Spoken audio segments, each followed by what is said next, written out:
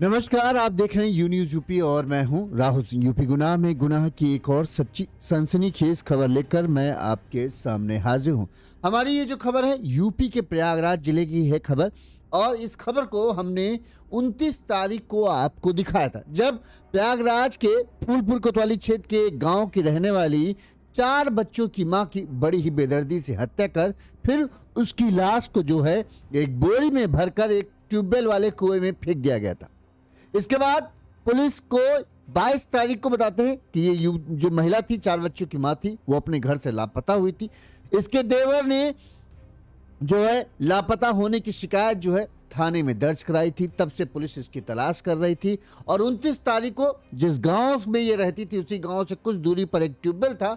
उस ट्यूबवेल के वाले कुएं में इसकी सड़ी गली लाश मिलती है, एक बोरी में बंधी हुई। उस बोरी के अंदर थी ईंटें और उसके ऊपर रखी गई थी लकड़ी।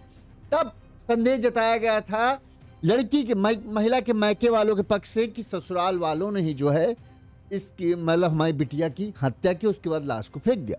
सबसे ज्यादा शक किस पर था? महिला के पति पर, क्योंकि महिला का पति का जो कि कहा जा रहा है कि उसका एक अफेयर चल रहा है और वो प्रयागराज शहर में एक किसी गांव की एक और लड़की को लेकर जो है वहां पर रहता है।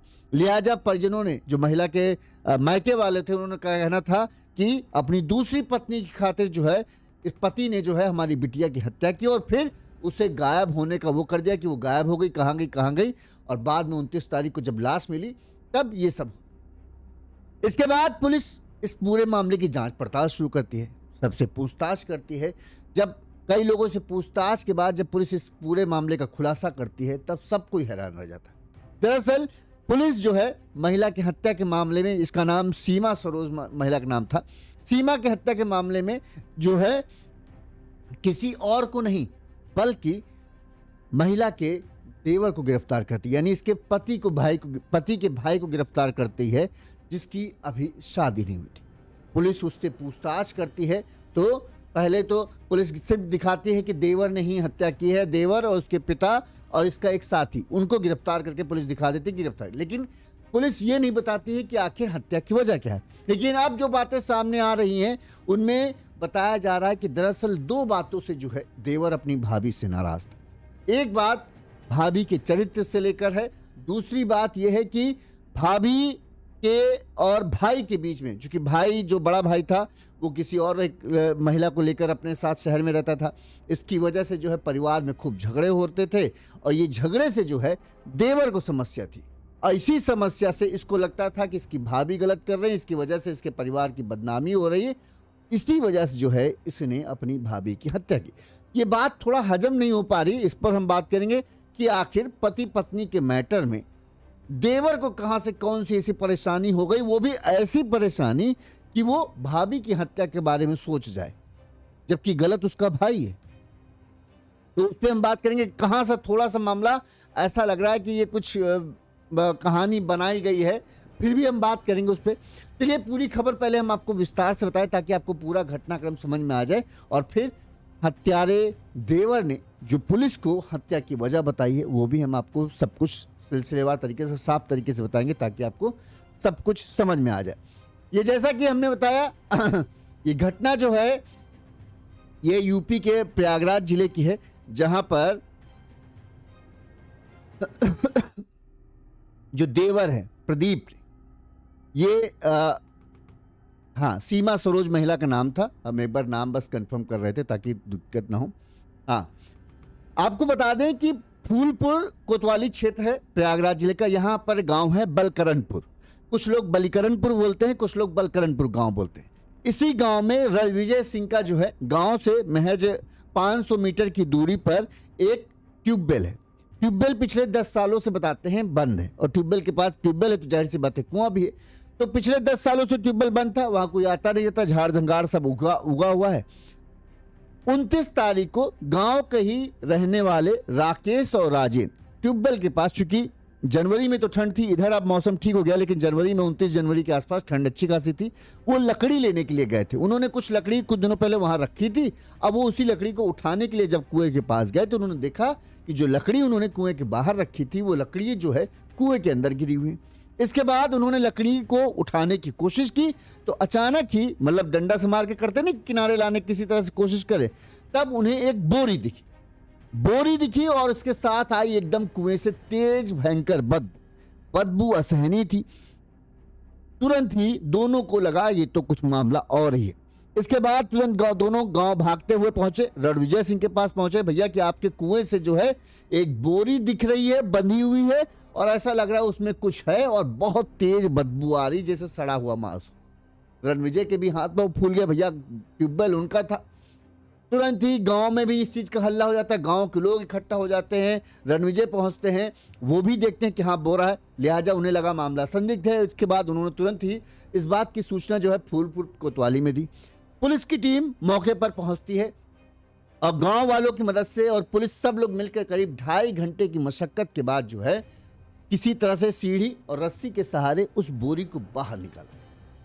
बोरी को जैसे बदबू भयंकर आ रही थी, किसी तरह से बोरी को खोला जाता है तो उससे निकलती है एक करीब 35-36 साल की महिला की लाश देखते ही हड़कंप मच जाता है।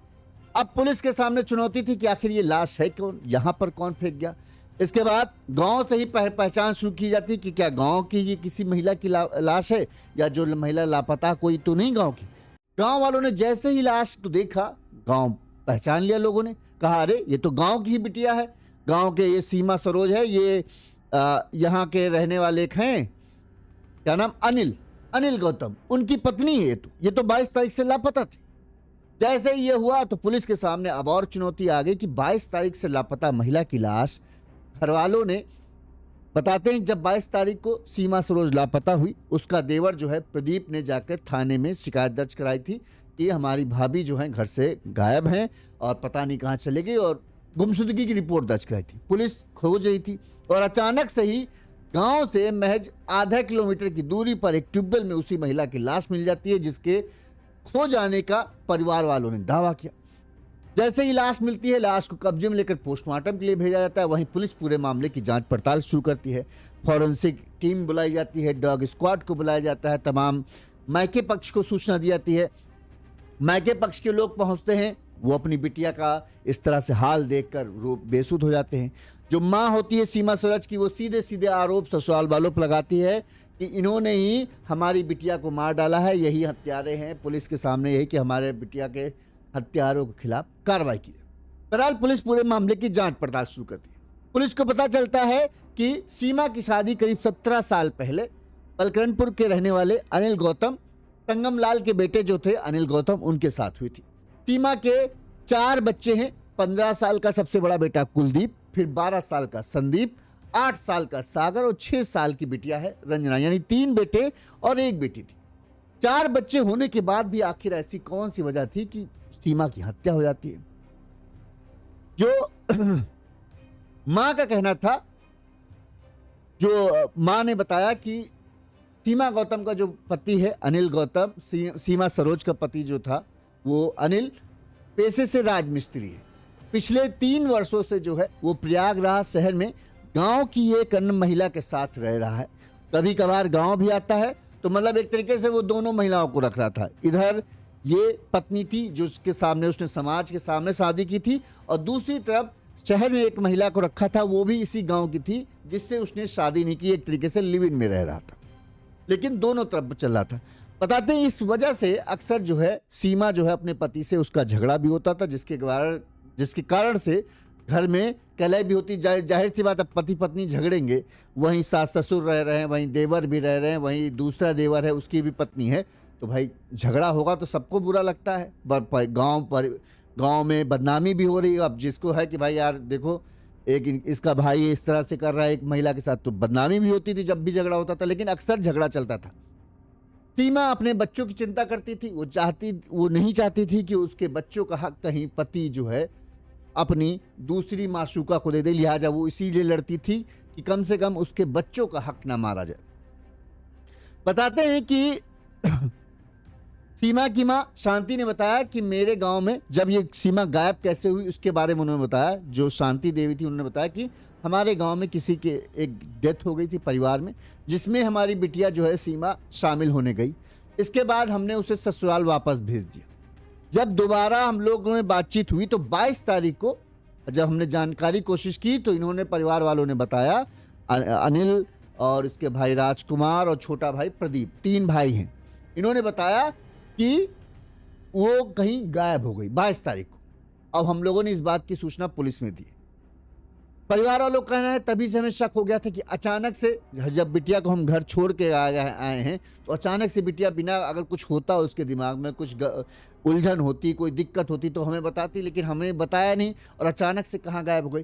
और इन्होंने इस तरह से बताया कि हो सकता है वो किसी के साथ भाग गई, लेकिन ऐसा भी संभव नहीं था। किसी की महिला के 4-4 बच्चे हों, आजकल के ज़माने में तो खैर है कि औरतें बहुत सारी हैं जो अपने बच्चों को धोखा देकर अपने सुख के बारे में सोचती हैं और बाकी दुनिया भाड़ में है। लेकिन सीमा की माँ के मुताबिक सीमा बिटिया उसकी ऐसी नहीं थी कि जिसे बच्चों की चिंता ना हो। वो अपने बच्चों की चिंता में घुली जा रही थी, तो भला अपने बच्चों को छोड़कर वो नहीं जा सकती थी। सीमा की माँ शांति ने जो है पति अनिल, ससुर संगम और इसके अलावा सास, देवर, देवरानी सहित 6 लोगों पर जो है अपनी बेटी सीमा सरोज की हत्या का आरोप लगाकर मामला दर्ज किया था, जिसके बाद से पुलिस मामले की जांच पड़ताल कर रही थी। पुलिस को जब शव मिलता है इसके बाद पुलिस और लोगों से पूछताछ करती है। इस मामले में एसीपी फूलपुर विवेक यादव ने बताया कि पूछताछ में जो है जब घर वालों से पूछताछ की जा रही थी तो इस दौरान जिस देवर ने पुलिस में जाकर भाभी की गुमशुदगी की रिपोर्ट दर्ज कराई थी, सबसे छोटा देवर जो था प्रदीप, उसकी बातचीत से, उसके बयानबाजी से पुलिस को कुछ गड़बड़ लगा। लिहाजा जब उससे सख्ती से पूछताछ की गई तो वो टूट गया और उसने स्वीकार किया कि हाँ, उसने अपनी भाभी सीमा की बड़ी ही बेदर्दी से हत्या की। उससे पूछा गया कि आखिर तुमने क्यों हत्या की, तो उसने कहा कि हमने अपनी भाभी को कई बार समझाने की कोशिश की, जो अब हो गया है, जो भैया कर रहे हैं करें, लेकिन उसकी वजह से तुम रोज रोज झगड़ा करते हो, इसकी वजह से घरेलू कलह हो रहा है, बदनामी होती है। और चूंकि उसकी शादी नहीं हो रही थी तो शायद उसको ये लग रहा होगा कि इस सब झगड़े की वजह से जो है अब दूसरे घर की कोई भी बिटिया जो दूसरा घर कोई शादी करना चाहना आ रहा होगा तो वो क्यों ऐसे घर में शादी करना चाह रहा होगा जहाँ एक भाई जो है वो 2-2 औरतों को रख रहा हो। इस वजह से शायद इसको ये लगता हो कि अगर भाभी सब चीज़ को मामला दबा लेंगी तो कोई ना कोई हमारे भी रिश्ते का आ जाएगी, हमारी भी शादी हो जाए। इस वजह से उसका कहना था कि हम कई बार भाभी को समझाए लेकिन भाभी हमारी बात सुनती नहीं थी और घरेलू कलह जो झगड़ा बढ़ता जा रहा था, इसी वजह से जो है मुझे उनसे नफरत हो गई। इसी रंजिश में मैंने अपने दोस्त जो है पप्पू मुशहर के साथ मिलकर पहले भाभी का गला दबाकर हत्या की, फिर उनकी लाश को एक सफ़ेद बोरे में भरकर गांव के बाहर स्थित सुनसान कुएं में फेंक दिया। लाश ऊपर ना आए इसके लिए मैंने बोरे में जो है ईंट भी रख दी थी और जब लाश को हमने फेंका तो उसके ऊपर लकड़ी भी डाल दी ताकि लाश पानी में ही रहे और किसी तरह से सड़ गल जाए, किसी को इस बात की भनक न लगे। वहीं मैंने खुद जाकर थाने में, इसीलिए लोग कि मुझ पर शक न करें, इसीलिए मैं खुद थाने में गया और थाने में अपने भाभी के गुमशुदगा होने की रिपोर्ट भी दर्ज कराई कि वो कहीं गायब हैं और इशारा इसी तरफ कर दिया कि उनका कोई चक्कर चल रहा था, इस वजह से उन्होंने वो कहीं भाग गई। इस तरह से उन्होंने किया। पुलिस ने इस मामले में पहले क्या कहा वो हम आपको सुनाते हैं। फिर जो एक और वजह है, एक तो वजह ये बताई कि घरेलू कलह, एक वजह और इसने इशारा किया, उस पर भी हम बात करेंगे। पहले पुलिस ने क्या कहा वो सुनिए। दिनांक 29/1/2026 को थाना फूलपुर के अंतर्गत बलकरनपुर गांव से एक सूचना प्राप्त हुई कि गांव के पास स्थित कुएं में एक डेड बॉडी है। इस सूचना पर तत्काल पुलिस मौके पर पहुंची। तत्पश्चात ग्रामीणों और अन्य लोगों के सहयोग से जो शव था उसको कुएं से बाहर निकाला गया। तत्पश्चात शव की पहचान करवाई गई। शव की पहचान सीमा गौतम पत्नी अनिल कुमार निवासी बलकरनपुर थाना फूलपुर के रूप में हुई और जो शव था उसको पंचायतनामा की कार्रवाई के लिए मोर्चरी भिजवाया गया। जो परिजन हैं उनके द्वारा मृतका के ससुराल जनों को ऊपर संदेह व्यक्त करते हुए अभियोग पंजीकृत कराया है, जिसमें 2 संदिग्धों को हिरासत में लेकर पूछताछ की जा रही है। इस प्रकरण के संबंध में अग्रिम विधिक कार्रवाई प्रचलित है। मौके पर शांति व्यवस्था बनी हुई है। पुलिस ने अभी जो प्रदीप देवर है उसी को गिरफ्तार किया है। वहीं उसका जो साथी जिसको बता रहा है, जिसके साथ मिलकर उसने इस पूरी वारदात को अंजाम दिया है, पप्पू मुशहर उर्फ राम सजीवन, उसकी तलाश में पुलिस की टीमें जुटी हुई हैं। पुलिस का दावा है कि जल्द ही उससे भी गिरफ्तार कर लिया जाएगा। वहीं जो इनके प्रदीप और अनिल के पिता हैं उनको भी पुलिस ने गिरफ्तार कर लिया है। क्या नाम है, संगम लाल, उनको भी गिरफ्तार किया हुआ है। अब हम आपको बताते हैं प्रदीप ने दूसरा कारण क्या बताया। प्रदीप ने पुलिस को यह बताया कि उसका भाई अनिल कुमार किसी अन्य महिला के साथ शहर में रहता है। उसने कहा कि जिसके बाद से गांव में जो है सीमा जो है अक्सर बेचैन रहती थी, अक्सर मतलब चिड़चिड़ी रहती थी, झगड़ा करती थी। इसी के चलते उससे, ये मतलब उसका कहना है, ठीक है, ये हम नहीं कह रहे, ये प्रदीप ने कहना है कि इसी के चलते उसका गांव के ही किसी दूसरे शख्स के साथ जो है नाजायज ताल्लुकात हो चुके थे, यानी किसी और के साथ जो है सीमा बातचीत करने लगी थी। क्योंकि एक तरह ये हो गया ना कि उसका पति उधर कर रहा है तो इसने इधर कर लिया। ये इसको लगता था, अब ये सच है कि झूठ है ये पता नहीं, इसको ये लगता था कि इसके गांव के ही किसी शख्स के साथ जो है इसकी भाभी ने नाजायज ताल्लुकात बना लिए थे। इसकी वजह से प्रदीप जो है इस रिश्ते का विरोध कर रहा था। उसका कहना था कि ये गलत है। उसने भाभी को कई बार इस चीज़ के लिए समझाया भी, लेकिन भाभी का एक तरीके से ये हो जाता था कि जब तुम अपने भैया को रोक नहीं पा रहे तो तुम हमको रोकने वाले कौन होते हो। प्रदीप को यह था कि इस सब की वजह से जो है एक तरफ भाई जो कर रहा है उसकी वजह से बदनामी हो रही, और एक तरफ जो भाभी कर रही है उसकी वजह से भी बहुत बदनामी, और ऊपर से घर में जो झगड़ा होता है वो तो है ही है। इसकी वजह से जो है पूरे गांव समाज में जो है हमारे परिवार की बहुत बदनामी हो रही है, और कोई भी एक तरीके से कहें हमसे बात भी अब नहीं करना चाहता इन सब चीज़ों की वजह से। जो भी सुनता है वो मुंह बना लेता है, अरे कैसा परिवार। इस वजह से जो है प्रदीप कह रहा है मुझे बहुत गुस्सा आ रहा है, और इसी वह दिन जब जैसे जैसे ये चीज़ें होती जा रही थी वैसे वैसे मेरे अंदर नफरत बढ़ती जा रही थी। मैं कोशिश करता था अपने आप को किसी तरह से इस चीज़ से दूर रखूं, लेकिन ये जो होता जा रहा था रोज़ रोज़ तो मुझसे बर्दाश्त नहीं हुआ। इसके बाद जो है फिर मैंने इस पूरी अपने साथी के साथ मिलकर इस साजिश को रचा और अपनी भाभी की पहले गला दबाकर हत्या की घर में ही, फिर बोरे में लाश भरी और फिर कुएं में जाके फेंक दिया। इसमें इसका जिस तरह से इसने बयान दिया, इसका कहने मतलब यह है कि ना माँ को पता था, ना भाई को पता था, ना पिता को पता था कि हम ऐसा ऐसा कर रहे हैं। लेकिन ये संभव थोड़ा सा मुश्किल लग रहा है, क्योंकि जिस घर में, अगर घर में ही किया, अभी पुलिस ने पूरी तरीके से खुलासा नहीं किया, अभी कई चीज़ें जो हैं साफ नहीं पुलिस ने बताई कि आखिर मारा कहाँ पर, क्या घर में ही मारा या बहाने से इसे कहीं लेकर गया फिर इसकी गला दबाकर हत्या की फिर मारा, या फिर ये कहीं जा रही थी इसको पीछे से पकड़ लिया, दबोच लिया दोनों ने मिलकर फिर इसकी हत्या की। ठीक। दूसरी बात, गांव का कौन सा शख्स है जिसके साथ इसको लग रहा था कि इसकी भाभी जो है उनका ठीक रिश्ते नहीं हैं। दूसरी बात, क्या परिवार के लोगों को इस बारे में नहीं पता था? ऐसा तो नहीं है कि प्रदीप ने जो है परिवार के लिए जो है ये सब किया कि किस तरह से इसको रास्ते से हटा दे ताकि बाकी परिवार के लोग बच जाएं और बाद में परिवार वाले जो है हमें जमानत पर छुड़ा ही लेंगे। वजह कुछ भी हो सकती है। अब जिस तरह से इसने कहा कि घरेलू कलह चल रही थी, भाई पति पत्नी का बीच का झगड़ा है, अगर दिक्कत होगी तो पति पत्नी को ज़्यादा होना चाहिए, तुमको ज़्यादा हो तो भाई तुम अपने पिता से कह के उनको अलग करा सकते थे, भाई हमारा इनसे लेना देना नहीं है, ये भाई अलग रहते, अपना परिवार है, इनका जाने हम क्या करें। वो हो सकता था, लेकिन हत्या सोल्यूशन नहीं हो सकता था। यही बात कर ले कि पति पत्नी के बीच के मैटर, एक पति है जो किसी और महिला के साथ रह रहा है, इससे दिक्कत किसको सबसे ज़्यादा होनी चाहिए? पत्नी को होनी चाहिए। ठीक, पत्नी को दिक्कत थी भी, वो इसकी शिकायत जिसके लिए झगड़ती भी थी।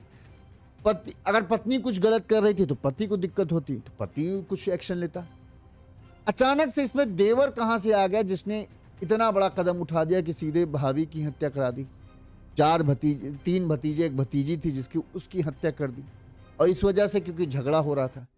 झगड़े से तुम्हारा क्या हो रहा, तुमको ज़्यादा दिक्कत थी, तुम भाई उनको अलग कर सकते थे अपने, तुम ना तुम्हारे माता पिता सब वहीं रह रहे हो और तुमको समस्या हो गई, बाकी किसी को समस्या नहीं हुई। क्योंकि न तुम्हारी शादी हुई थी, तुम अपना पढ़ाई लिखाई कर सकते थे, तुम अपना कुछ भी करो, अगर तुम्हारा था कि तुम शादी करके अपना अलग कर सकते। हमें लगता है इसने इस वजह से ये किया होगा क्योंकि इसको शायद ये लग रहा हो कि इस सब की वजह से जो है इसका घर बस नहीं पा रहा है, या इसको लिए कोई शादी की बातचीत नहीं चल होगा। क्योंकि इस तरह से जब भी कहीं किसी परिवार में इस तरह की बातें आती हैं, तब कोई भी लड़की वाला जो होता है, अगर किसी के उसके यहाँ बाई चांस लड़का भी है तो उसके यहाँ वो शादी करने से बचते हैं, क्योंकि उन्हें पता चल जाता है भाई अरे यार इसका बड़ा भाई तो ऐसा ऐसा है, इनके घर में इस तरह का मामला चल रहा है, इसके भाई ने किसी और से एक शादी भी की है, 4 बच्चे उसके भी हैं और एक बाहर भी औरत रख रहा है, पता चले कि कहीं ऐसा ना हो, ऐसा भी ये भी ऐसा ही हो। तो ऐसे घर में कोई भी रिश्ता करने से बचता है, जहाँ पर सामाजिक बदनामी होने का डर रहता है। लोग ऐसे घर में कोई भी ठीक ठाक, जिसको भी पता चल जाएगा वो तो नहीं करेगा। तो शायद हो सकता है प्रदीप को इस चीज़ का लगता हो कि इस सब की वजह से जो है सबसे ज़्यादा, चूँकि बाकी 3 भाई में बड़े भाई की शादी हो चुकी थी, वो तो 2-2 रख रहे थे। उसके बीच वाला भाई था, उसकी भी शादी हो चुकी थी, बचा यही था। अब इसी के शादी के टाइम पे ये सब बवाला हो रहा था। अब इस वजह से जो है इसको लग रहा होगा कि इन सब की वजह से जो है पिस मैं रहा हूँ, मेरा जो घर बसना चाहिए मेरा घर बस नहीं रहा, ये सब लोग अपना अपना तो शादी ब्याह कर लिया, अब हमारे लिए सब मुसीबत खड़ी कर रहे हैं। तो हो सकता है दिमाग में इसकी ये चीज़ आ रही हो, इसी वजह से जो है इसने फिर इतना बड़ा कदम उठाया और भाभी की हत्या कर दी। और दूसरा वजह हो सकता है सिर्फ कहानी गढ़ने के लिए कि हाँ भाभी का किसी और के साथ संबंध हो गया था, जो मैं सिर्फ भाभी को रोकता था, इसलिए मैं भाभी नहीं मानी, तो मैंने, चूंकि परिवार की बदनामी हो रही थी इसलिए मैंने हत्या कर दी। ये हमको लगता है ये तो झूठी कहानी है। 4 बच्चों की माँ हो गई है, तो अब वो अपने पति से ही झगड़ा फुर्सत नहीं पार पा रही होगी कि उसी को किसी तरह से वापस लेके आए, फिर कहाँ ये प्रेम संबंध की बात। बहरहाल ये कहा ये जा रहा है, अब सच है कि नहीं है ये तो प्रदीप ही बेहतर बता सकता है कि हाँ जो वो बोल रहा है, जिसको उसको अपनी भाभी पर इस तरह का शक था या उसको लगता था कि हाँ भाभी ऐसा कर रही हैं। एक तरफ भैया हैं जो नाक कटा रहे हैं, दूसरी तरफ भाभी हैं जो इनकी वजह से ऐसा हो रहा है।